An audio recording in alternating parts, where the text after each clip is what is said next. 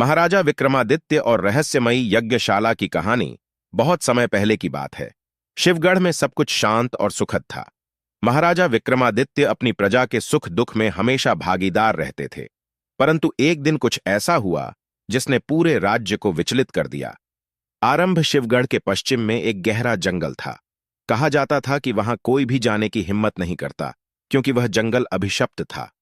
एक दिन गांव के कुछ चरवाहे जंगल के पास से लौटे और उन्होंने दरबार में आकर बताया कि जंगल के भीतर से अजीबोगरीब आवाजें आ रही हैं।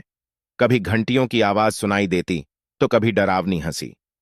महाराजा विक्रमादित्य ने यह सुनते ही वहां जाने का निश्चय किया, लेकिन उनके मंत्रियों और सेनापतियों ने उन्हें मना किया। महाराज, वह जंगल बहुत खतरनाक है, वहां जाना उचित नहीं, उन्होंने कहा। लेकिन महाराजा विक्रमादित्य अडिग थे। उन्होंने कहा, मैं अपनी प्रजा की रक्षा के लिए किसी भी खतरे का सामना कर सकता हूं।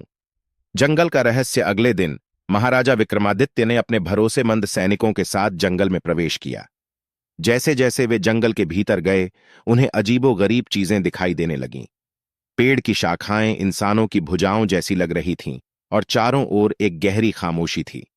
कुछ देर बाद उन्होंने एक प्राचीन यज्ञशाला देखी जो बहुत समय से वीरान थी। यज्ञशाला के पास पहुंचते ही अचानक एक वृद्ध साधु प्रकट हुए। साधु ने कहा, राजन, यह स्थान साधारण नहीं है। यह एक प्राचीन यज्ञशाला है जहां देवताओं की पूजा होती थी, परंतु एक राक्षस ने इसे अपवित्र कर दिया। अब यहां कोई यज्ञ नहीं होता, बल्कि यह राक्षस का निवास बन चुका है। शर्त और चुनौती। साधु ने बताया कि उस राक्षस को पराजित करना आसान नहीं है। वह हर रात इस यज्ञशाला में आता है और अपना तांत्रिक यज्ञ करता है। उसे हराने के लिए आपके भीतर अपार साहस और सच्चाई होनी चाहिए। लेकिन याद रखें, यदि आप असफल हुए तो आपकी जान चली जाएगी, साधु ने चेतावनी दी। महाराजा विक्रमादित्य ने बिना डरे राक्षस का सामना करने का निश्चय किया। उन्होंने अपने सैनिकों को वापस भेज दिया और कहा, यह युद्ध मेरा है, मुझे अकेले ही इसे लड़ना होगा। राक्षस का प्रकट होना रात गहराते ही यज्ञशाला में तेज हवाएं चलने लगीं। अचानक एक विशाल और भयानक राक्षस प्रकट हुआ। उसकी आंखें अंगारे की तरह जल रही थीं और उसकी गर्जना से पूरा जंगल कांप उठा। राक्षस ने महाराजा से कहा, तुम इंसानों की हिम्मत कैसे हुई मेरी यज्ञशाला में कदम रखने की? महाराजा विक्रमादित्य ने निर्भीक होकर कहा, यह यज्ञशाला तुम्हारी नहीं, देवताओं की है। तुमने इसे अपवित्र किया है। आज तुम्हें इससे मुक्त करना मेरा कर्तव्य है।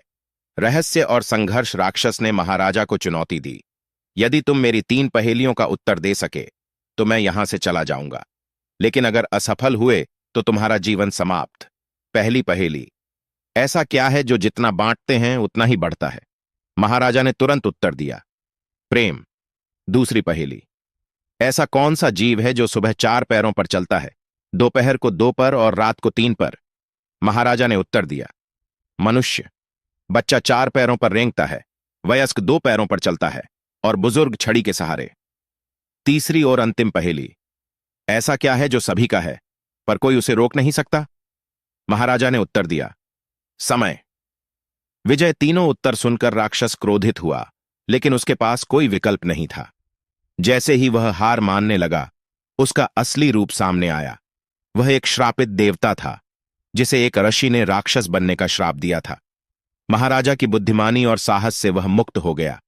देवता ने महाराजा को आशीर्वाद दिया और कहा, राजन, तुमने न केवल इस स्थान को पवित्र किया, बल्कि अपनी प्रजा की रक्षा भी की।